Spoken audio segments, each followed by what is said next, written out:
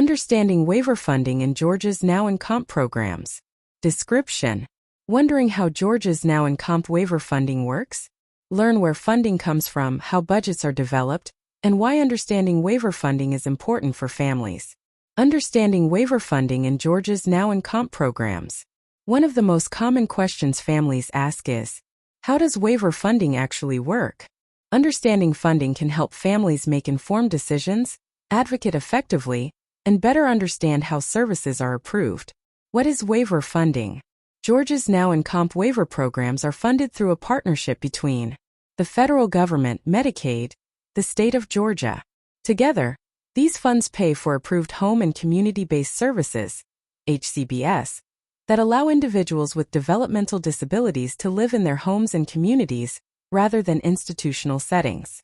Why waiver funding exists? Before Medicaid waivers were created, many individuals with developmental disabilities had few options outside of institutional care. Congress authorized home and community-based services waivers so states could provide services in less restrictive settings. Today, waiver funding helps thousands of Georgians receive services while remaining active members of their communities. What services can waiver funding cover? Funding may be used for approved services such as community living support, CLS, community access group, CAG, respite care support, coordination nursing services, behavioral support services, specialized medical equipment, home accessibility modifications, transportation when authorized, environmental adaptations. Every service must be medically necessary and included in the participant's ISP. How is funding determined? Funding is based on each participant's functional needs, medical needs, behavioral support needs, health and safety risks goals identified in the ISP-approved assessments. The waiver is designed to provide individualized services rather than identical budgets for every participant. The importance of the ISP. The individual service plan serves as the foundation for funding decisions.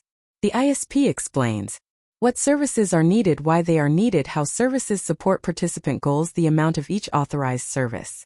Without proper documentation in the ISP, funding for services may not be approved. Can funding change? Yes. Funding may increase or decrease when needs change, assessments are updated, health conditions change, new risks develop, goals are modified, services are added or discontinued. Families should promptly communicate significant changes to their support coordinator. Participant direction and funding.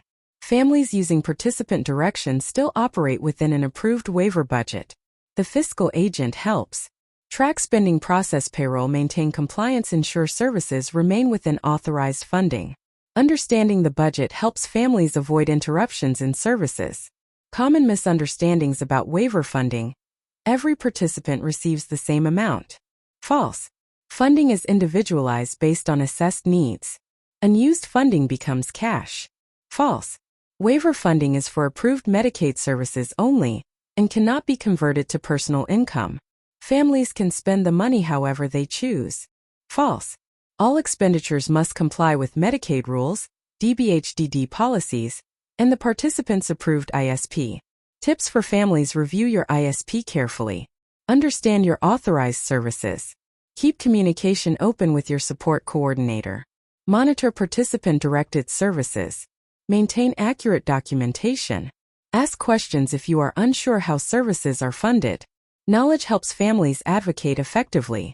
In closing, waiver funding is more than a budget.